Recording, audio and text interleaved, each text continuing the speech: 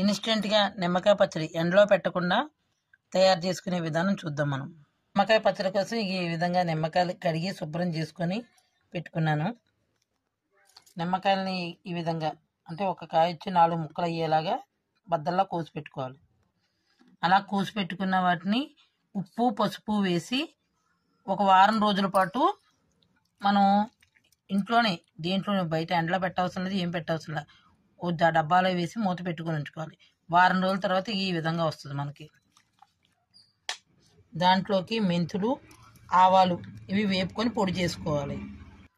ఇలా మనం పెట్టుకున్నది మాత్రం రోజు కలుపుతూ ఉండాలి, వారం రోజులు కూడా. కారం ఆవాలు మెంతులు వేపిన పొడి ఉంది కదా, ఉప్పు కలిపిన మిశ్రమం ఇది అందరూ వేసి కలుపుకోవాలి.